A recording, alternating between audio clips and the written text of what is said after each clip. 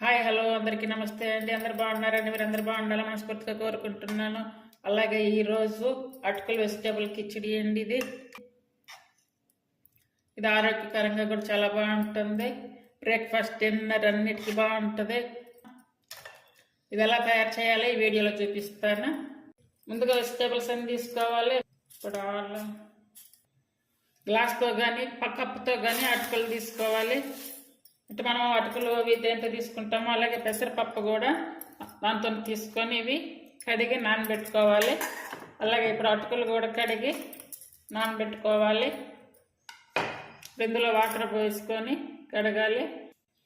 ఇలా కడిగిన అటుకులన్నీ కూడా ఇందులో సపరేట్ చేసుకోవాలి. ఇలా కడిగినటువంటి పెసరపప్పుని అటుకుల్ని పక్కన పెట్టుకొని ఇప్పుడు వెజిటేబుల్స్ కట్ చేసుకోవాలి. ఈ వెజిటేబుల్స్ ఇప్పుడు ఈ అందుబాటులో ఉన్న వెజిటేబుల్స్ తీసుకోవాలి. ఇప్పుడు క్యారెట్ ఇట్లా పీలు తొలగించుకోవాలి. అలాగే ఆలు కూడా ఈ పైన పీలంతా తొలగించుకొని చిన్న చిన్న పీసెస్గా కట్ చేసుకోవాలి.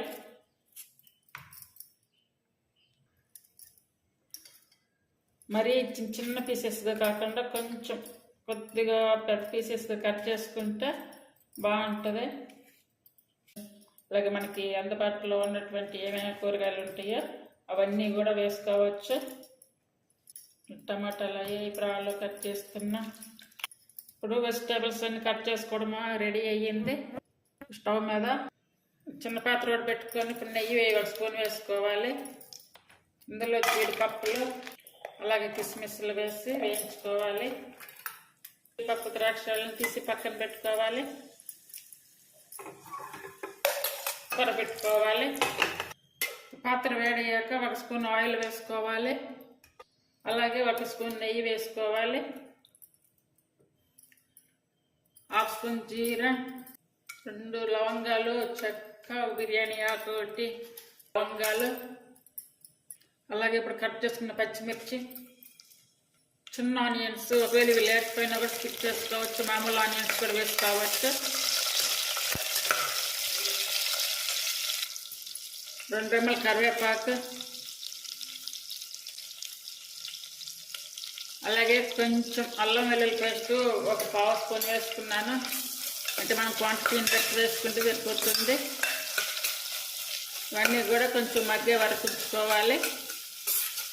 ఉల్లిపాయలు అవన్నీ కూడా తాలింపులో కొంచెం ఉడికించుకున్నాక ఇప్పుడు మనం ఏమేమి కట్ చేసుకున్నామో ఆ వెజిటేబుల్స్ అన్నీ కూడా వేసుకోవాలి. ఇవన్నీ కూడా తాలింపుల్లో మంచిగా ఉడికించుకోవాలి. అంటే మొత్తం ఉడకాల్సిన అవసరం లేదు. కొంచెం ఒక 2 మినిట్స్ అలా ఉంచేసుకుంటే సరిపోతుంది. టేస్ట్ని బట్టి కారం తీసుకోవాలి. నేను పావు స్పూన్ వేసాను. అలాగే ధనియా పౌడర్ పావు స్పూను, టేస్ట్కి సరిపడా సాల్ట్ వేసుకోవాలి. అన్నీ కూడా మళ్ళీ ఒకసారి కలుపుకోవాలి. మనం ముందుగా నానబెట్టుకున్నటువంటి పెసలు వేసుకోవాలి. అంటే పెసరపప్పు, అలాగే నానబెట్టుకున్న అటుకులు కూడా వేసుకోవాలి. అన్నీ బాగా కలిసేలా మరోసారి కలపాలి.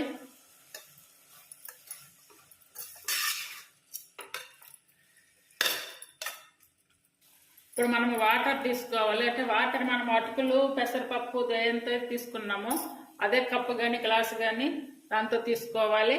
ఇప్పుడు 2 గ్లాసులు తీసుకున్నాం అనుకోండి, కరెక్ట్గా 4 తీసుకోకుండా కొంచెం ఎక్స్ట్రా, 1 గ్లాస్ ఎక్స్ట్రా తీసుకోవాలి.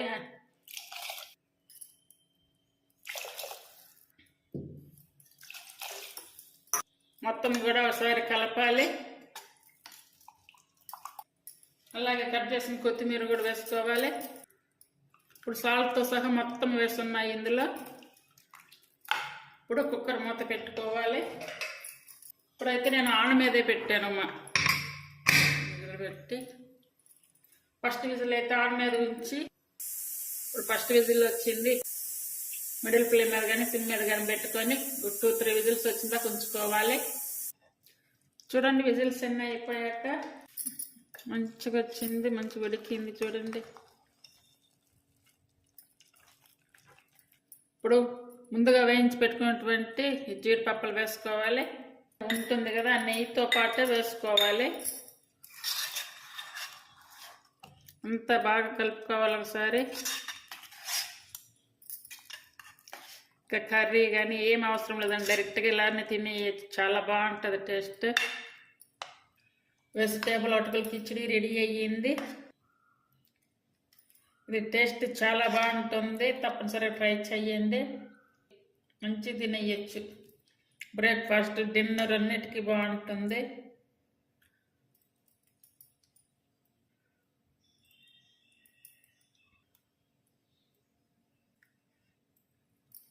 టేస్టీగా ఉండే వెజిటేబుల్ అటుకుల కిచిడి రెడీ అయ్యిందండి. అందరూ తప్పనిసరిగా ట్రై చేయండి. నా వీడియోస్ మీకు నచ్చినట్టయితే లైక్ చేయండి, షేర్ చేయండి. ఇది ఆరోగ్యకరంగా కూడా చాలా బాగుంటుంది, బ్రేక్ఫాస్ట్ డిన్నర్ అన్నిటికీ బాగుంటుంది. తప్పనిసరిగా ట్రై చేస్తారని అనుకుంటున్నాను. పైన కొంచెం కొత్తిమీరతోటి, ఆల్రెడీ కొత్తిమీర వండేటప్పుడు వేస్తున్నాము కాబట్టి కొంచెం పైన గార్నిష్గా కొద్దిగా కొత్తిమీర వేసుకోవాలి.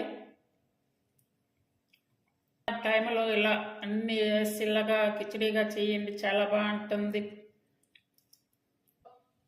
చాలా తక్కువ టైంలో చాలా ఈజీగా చేసుకునేటువంటి అటుకుల వెజిటేబుల్ కిచిడీ రెడీ అయ్యింది. అందరూ ట్రై చేయండి. Thank you for watching.